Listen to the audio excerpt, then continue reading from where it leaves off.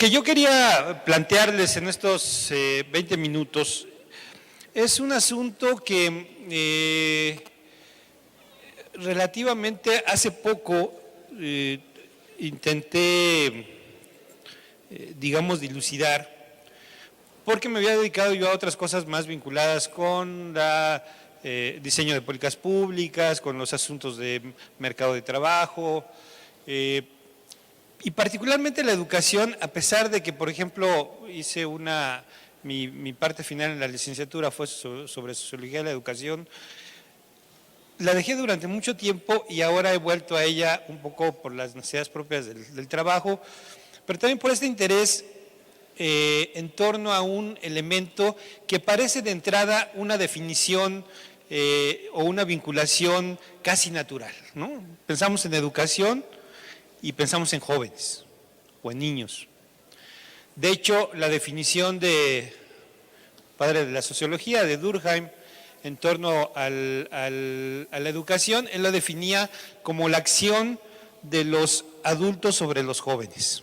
Esa era su definición inicial de Durkheim, que tiene mucho de verdad. Y también habría que hacerle una gran crítica porque supone que solamente los adultos son los que saben y los jóvenes o los niños son los que no saben, los que hay que depositarles conocimientos. Pero ya en esta tesitura, digamos, la vinculación que ha tenido los estudios de juventud con la educación ha sido, yo diría, muy azarosa. De hecho, otro punto de origen en torno a esta vinculación la podríamos encontrar en la obra de Rousseau, El Emilio, donde por primera vez se hace una distinción por edades, ¿no? En ese momento él lo llamaría adolescentes, por edades y por sexo, habla ya de las mujeres y de los hombres jóvenes. Y mi análisis es que a partir de ahí, de Rousseau, el interés por los jóvenes se dividió en tres grandes líneas. La primera la adoptó fundamentalmente la psicología y entonces hizo todo una definición, articulación y desarrollo conceptual y práctico en torno a los adolescentes. Y ese peso que ha tenido la psicología en el inicio lo mantuvo durante mucho tiempo y lo ha mantenido hasta la fecha. De hecho, esta confusión que muchos tenemos entre adolescentes y jóvenes, dónde empieza uno, dónde termina el otro, qué es más conveniente llamarlos adolescentes. Por ejemplo, la UNICEF considera a los niños hasta antes de los 18 años. Hay medidas en torno a las estadísticas que coinciden a los adolescentes entre los 12 y los 18 años. Hay otras que hablan de juventud. Por ejemplo, la propuesta nuestra es fundamentalmente que a partir de los 12 años hay un aspecto juvenil elemental. Ahorita abordaré la crítica hacia el concepto de adolescencia. Pero esa es una gran línea, la línea psicológica se va ahora sí que agarra para el monte y desarrolla todo el concepto de adolescencia. La segunda línea tiene que ver con la pedagogía, que además es el tema del Emilio de Rousseau, ¿no? ¿Cómo les vamos a enseñar a estos jóvenes? Y la pedagogía desarrolla un concepto que también trabaja conceptualmente, lo desarrolla operativamente, que es el de estudiante. Y esa es otra gran línea que se desarrolla en torno a los estudios sobre este sector poblacional. Y la tercera línea, que viene básicamente en el origen de la antropología y después de la sociología, es la que se toma precisamente el concepto de juventud, de jóvenes. Estas tres líneas, con sus conceptos adolescente, alumno y joven, en realidad muy pocas veces se tocan. O sea, si uno revisa muchos de los análisis psicológicos, podemos ver que se hace una confusión de repente entre el adolescente como un concepto universal, como si toda la adolescencia pasara por las mismas etapas en cualquier lugar y en cualquier época, y no hay una diferencia cultural, no hay una diferencia social en el concepto de adolescencia, ¿no? Y esa es una crítica que le hemos hecho desde la parte de los estudios de juventud al concepto de adolescencia. Actualmente nos complica más las cosas que lo que nos ayuda a trabajar con el concepto de adolescencia.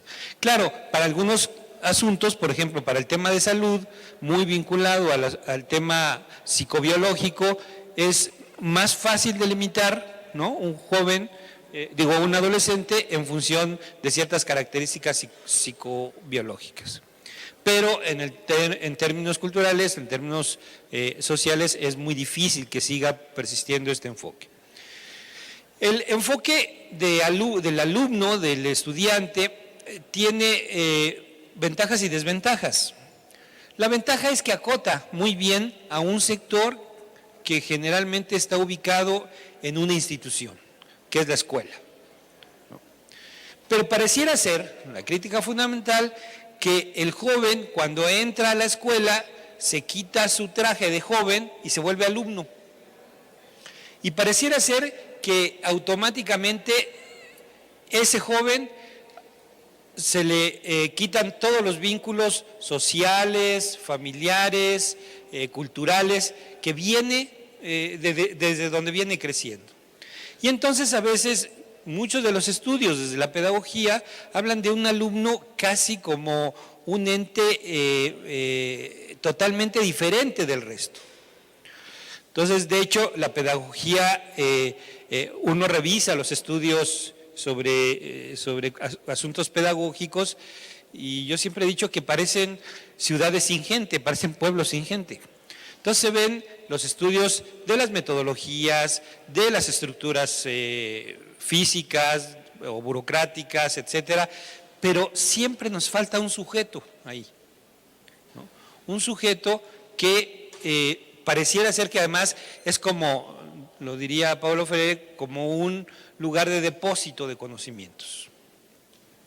Y bueno, el tema de juventud, que yo creo que los compañeros van a acentuar ese tipo de perspectiva, que intenta plantear algunas otras cosas y que igual nos hacen las mismas críticas desde otros puntos de vista.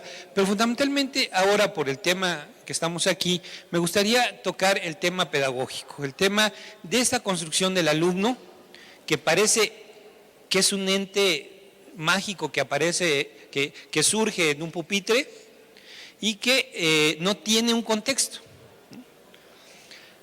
Pero además, en las actuales condiciones, ¿no?, ese sujeto que está en ese pupitre tiene nuevos elementos que igual la pedagogía de repente olvida. Siempre me ha gustado esta metáfora. Si nosotros trajéramos a un médico del siglo XIX y lo pusiéramos en un quirófano, ¿qué le pasaría al médico? No sabría ni dónde está. O sea, ha transitado tanto la medicina del siglo XIX al siglo XXI que prácticamente el médico del siglo XIX no tendría ninguna función. Pero ¿qué tal si traemos a un profesor del siglo XIX y lo colocamos aquí en este estrado, en esta forma de auditorio? ¿Qué le pasaría? ¿Entendería dónde está? Automáticamente. La estructura del salón de clases es la misma del siglo XIX.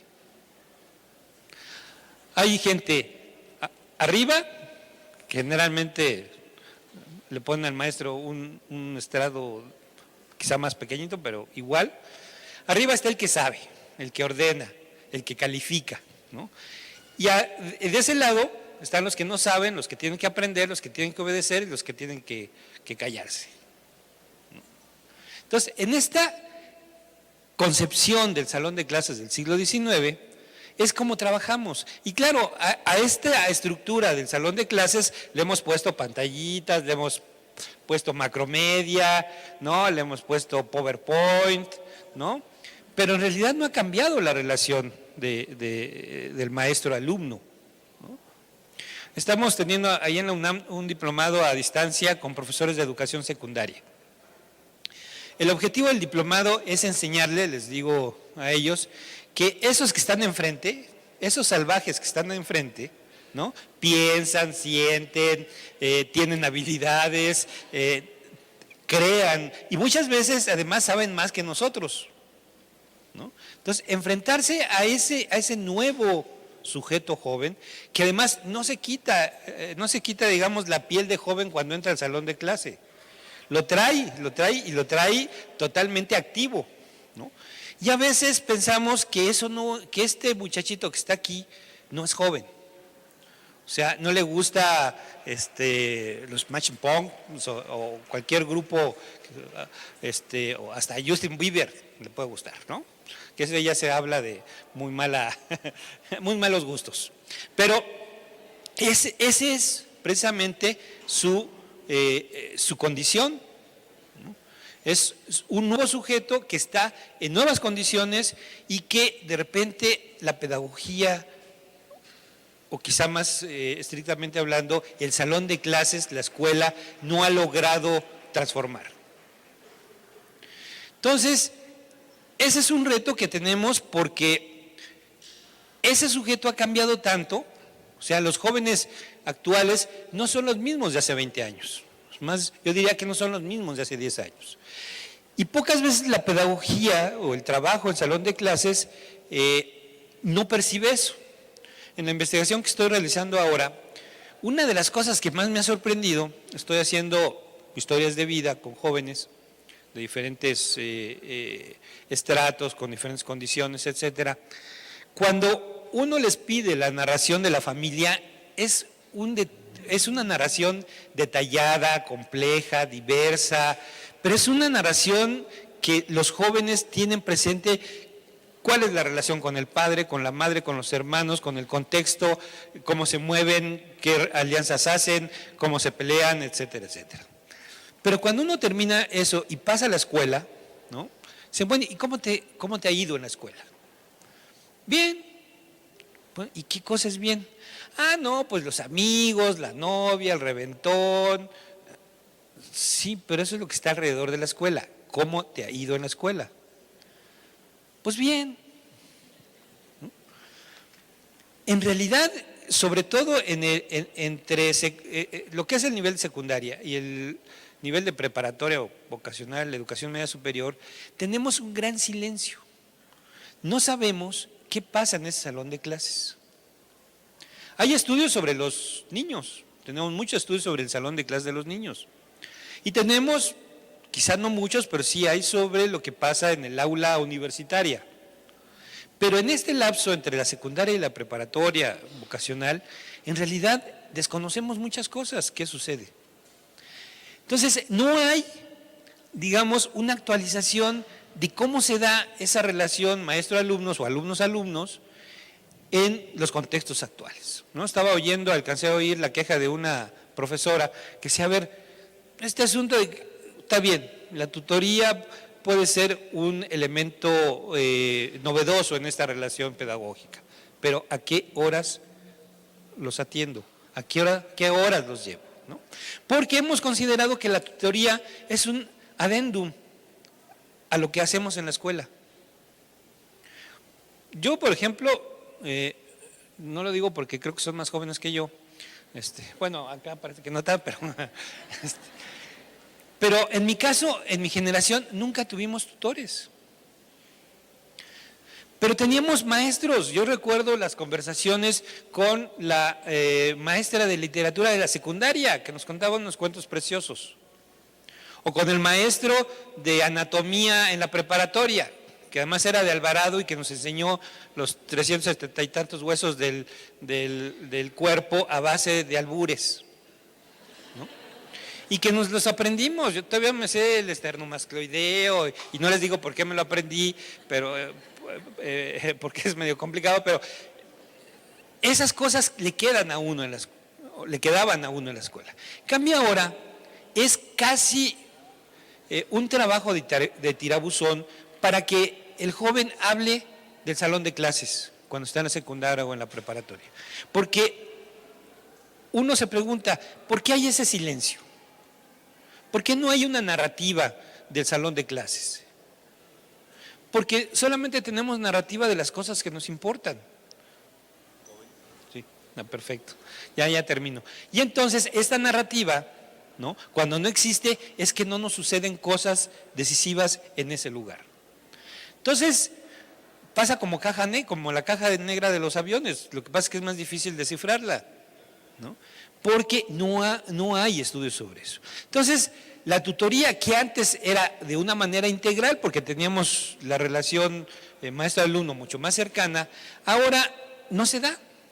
Y no se da también por las condiciones de los profesores, ¿no? Digo, si están que tienen que salir de uno y entrar al otro o irse a otra escuela, me imagino que es bastante complicado ese tema. Entonces, algo estamos haciendo mal. En esta relación de lo juvenil, que además transita a pasos agigantados en un montón de transformaciones, y desde la mirada adulta de los profesores o desde la escuela como institución, donde no ha logrado ubicarse en esta nueva relación. Estamos ante un sujeto distinto, estamos ante un contexto muy diverso y tenemos pocas herramientas, sobre todo para los profesores, para que entiendan esta complejidad. Y que en un salón de clases la relación maestro-alumno ha cambiado de tal manera que a veces ellos saben más que nosotros, como decía yo, y que tenemos que plantearnos de otra manera esa relación. Me parece que el tema de la tutoría, con todo el beneficio que puede aportar, tendría que integrarse de otra manera en las relaciones docentes. Porque finalmente esa es parte del trabajo docente que tenemos que hacer.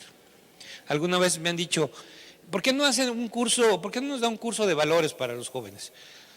Pues si quieren lo hago, pero entonces me los llevo a mi casa porque es la única manera de transmitir valores, ¿no?, con el asunto cotidiano. No puede uno enseñar valores así, a menos que sean los valores de la bolsa, ¿no? Pero fuera de eso, me parece que hay otro tipo de interrelaciones que deben establecer en nuevos contextos y en nuevos retos como tenemos en las actuales sociedades. Gracias.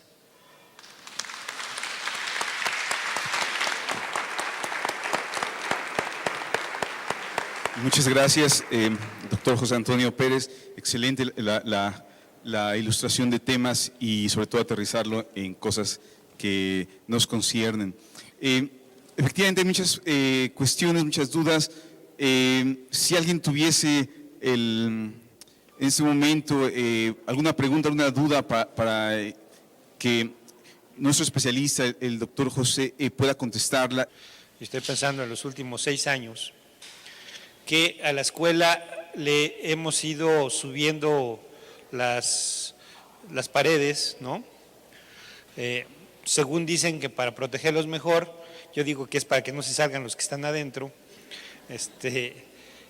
Pero esa es una escuela que siempre acaba no funcionando, porque está aislada del contexto, porque no entiende las razones de lo que sucede alrededor, porque no se abre a una realidad que finalmente se la está comiendo, ¿no? ¿Para qué se constituyó la escuela? Se constituyó para aprender cosas para la vida.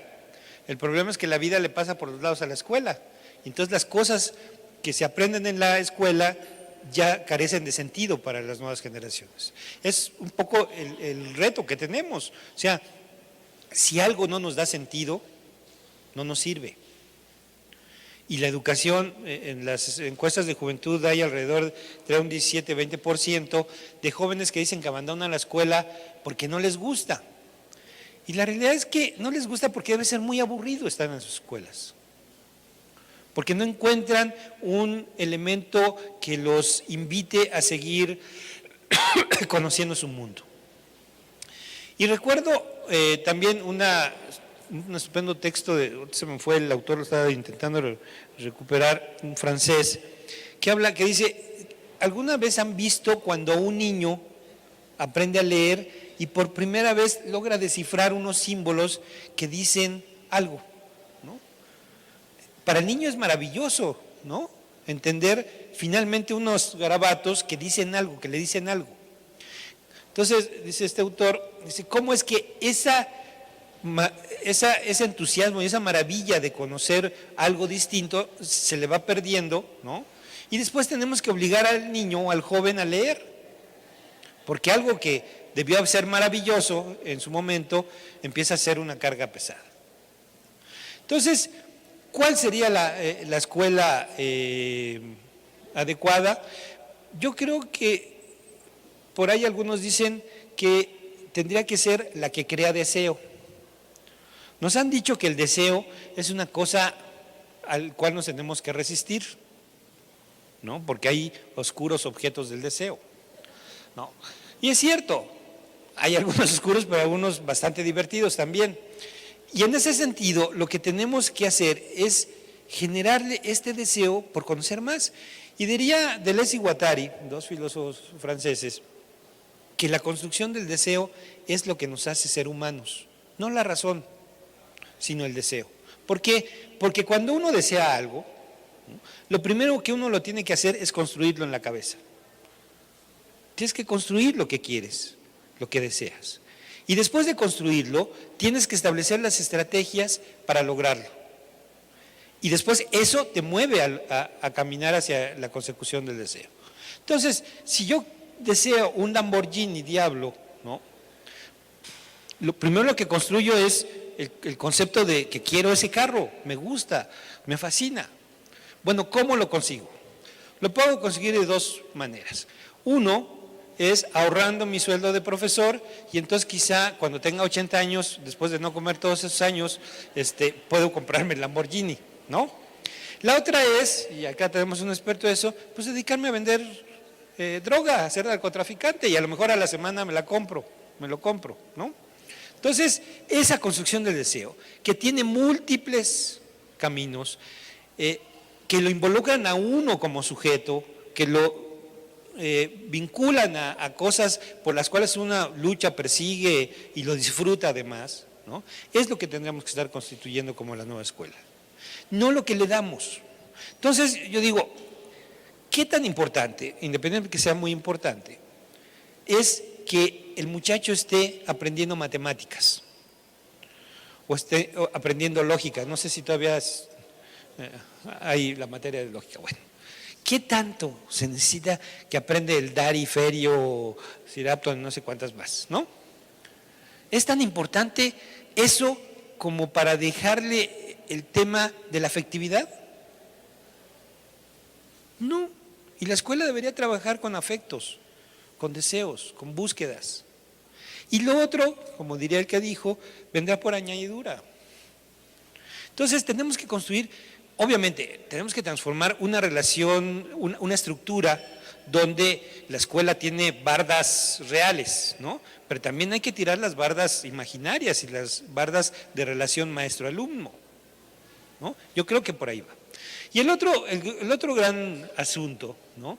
Es que mucho de estas concepciones en torno a lo que sienten, ven y sueñan y son los jóvenes, hay que construirlo muy particularmente, porque cada vez esta sociedad está más diversificada. Entonces, los jóvenes, ¿no? del norte, por ejemplo, yo siempre me pierdo, después del Zócalo yo me pierdo en esta ciudad, ¿no? Porque yo soy sureño fundamentalmente.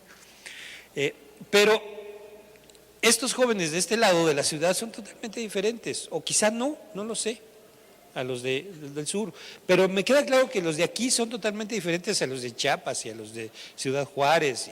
Entonces, ahí tenemos que hacer una diversificación y además un entrenamiento, ¿no? Para que los profesores empiecen a identificar elementos donde el otro no es un número.